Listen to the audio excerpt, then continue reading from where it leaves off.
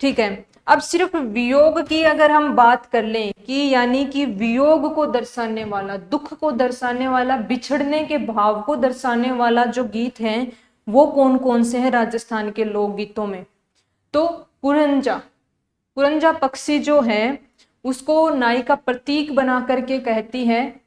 जैसे कि कुरंजा पक्षी कहाँ से आते हैं? साइबेरिया से आते हैं। एक बार आते हैं साल में और फिर आ करके वापस चले जाते हैं। तो कुरंजा पक्षी प्रतीक है नायिका के पति का, कि जो एक बार आता है और फिर चला जाता है, तो उसको माध्यम बनाते हुए वो अपने वियोग के अंदर कुरंजा पक्षी, कुरंजा जो गाना है उसको इसमें दर्शाया गया है। सुवटियो, इसमें भी क्या होता है? ये भी भीलों का है।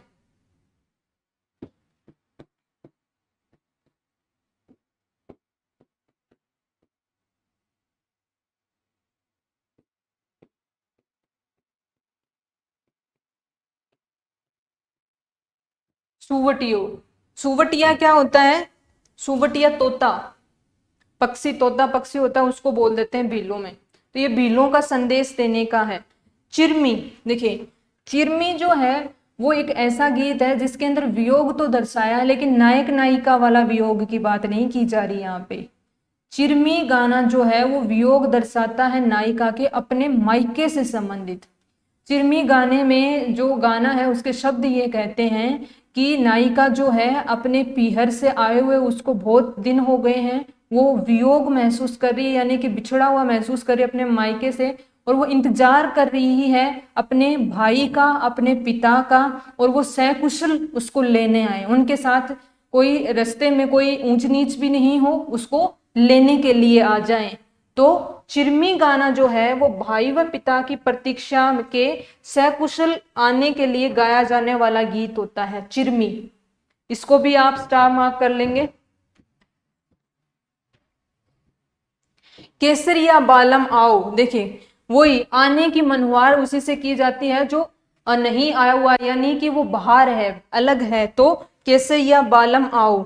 और झोरावा, ये सारे के सारे जो हैं ये वियोग गीत में आते हैं, तो जिसमें झोरावा भी कुछ यूनिक शब्द है, तो इसको भी आप याद कर लेंगे क्योंकि ये सब हमारे सुने हुए हैं ज्यादा। तो चिरमी और झोरावा ये इसमें इंपॉर्टेंट हो जाते हैं। इसमें हंसिडो वाला हो गया, और बिच्छुड़ों का आपको कैटेगरी पता होनी चाहिए कौन सी है। तो इस प्रकार के क्वेश्चंस इसमें से पूछे जा सकते हैं। एक तो कि कौन सी कैटेगरी से है, कौन से टाइप का ये गीत है, दूसरा कि कब किसके द्वारा गाया जा रहा है, कौन सा रस प्रधान है ये गीत। इस प्रकार के क्वेश्चंस जो हैं इनमें से गीतों में से पूछे जा सकते हैं। इन डेप्थ जा करके उस पर्टिकुलर गीत का किसने सर्जन किया, किसने नहीं किया, नहीं पूछेंगे, नहीं पूछा जाता है वो चीज, और हमें पढ़नी भी नहीं है। अभी बिल्कुल एग्जाम ओरिएंटेड तैयारी करके चलनी है। लिख लिया आप सभी ने?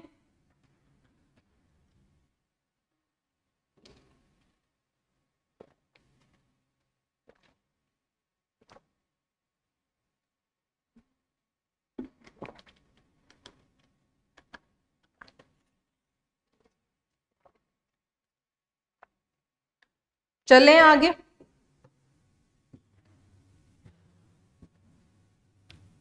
ओके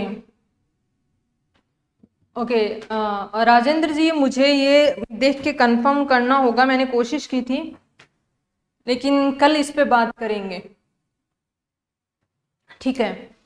आगे बढ़ते हैं। तो आगे इसी सीरीज में चलते हैं। तो श्रृंगारिक रस प्रधान, कौन से?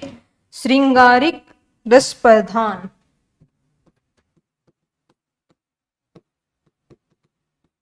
ठीक है। जो श्रृंगार रस प्रधान है उसके अंदर जैसे कि मूमल, लोदरवा की राजकुमारी थी मूमल, तो उससे संबंधित जो गीत है उससे जो गीत होता है वो मूमल।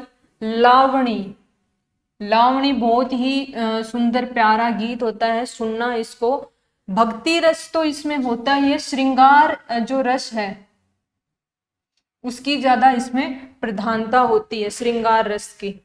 कंगसिया हमने पढ़ाई था, प्रेम प्लस जो है श्रृंगारिक रस हो गया। काजल यो हो गया, आदि लिख लीजिए क्योंकि इनके अलावा भी होते हैं श्रृंगारिक।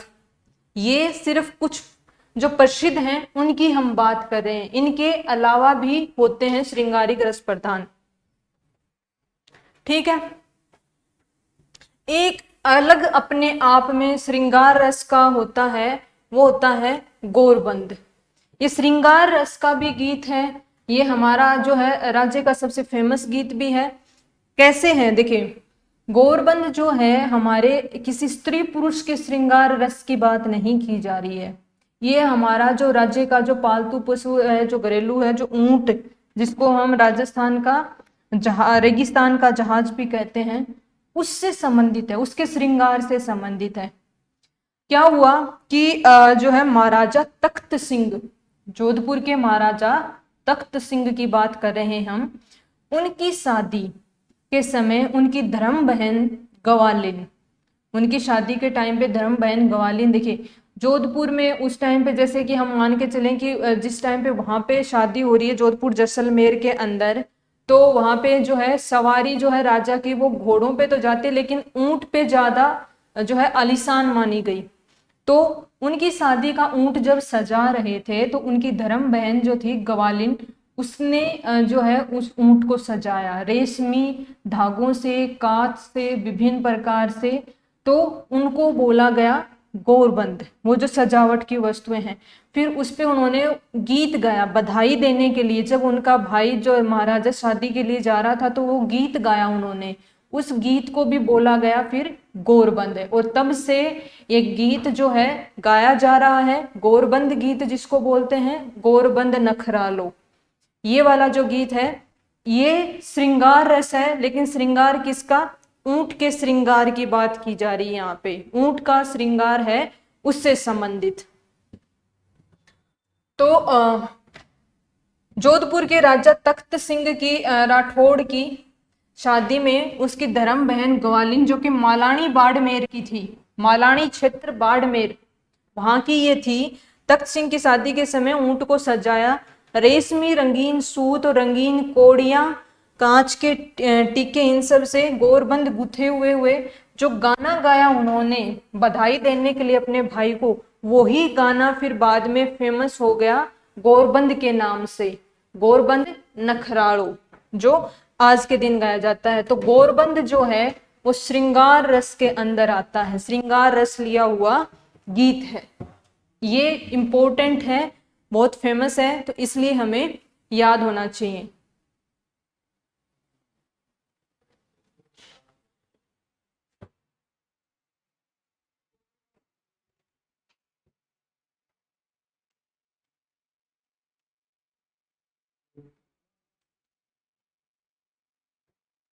ठीक है, तो श्रृंगार रस का हमने पढ़ लिया और हमने वियोग का भी पढ़ लिया, और उससे पहले हम शादी के भी पढ़ चुके और प्रेम और श्रृंगार रस के भी हमने पढ़ लिए। अब कुछ छोटे छोटे गीत हैं, जैसे कि अगर याद आ रही है, किसी की याद आ रही है, वियोग होना अलग चीज होती है, नॉर्मल याद आना अलग चीज होती है। तो उसके लिए भी हमारे राजस्थान के लोकगीत हैं, हिचकी, वो भी याद के लिए बना हुआ गीत है, हिचकी है।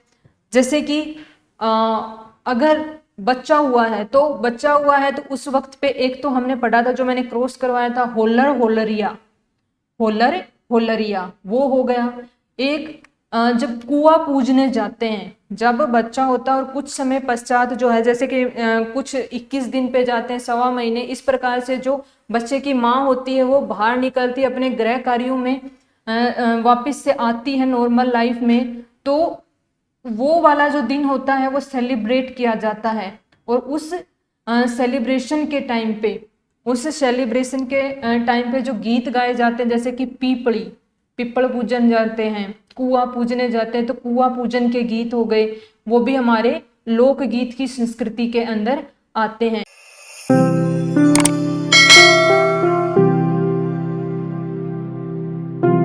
अधिक जानकारी के लिए संपर्क करें पतंजलि, रिद्धि सिद्धि चौराहा के पास, गोपालपुरा बाईपास, जयपुर। कॉल करें 72406 72406।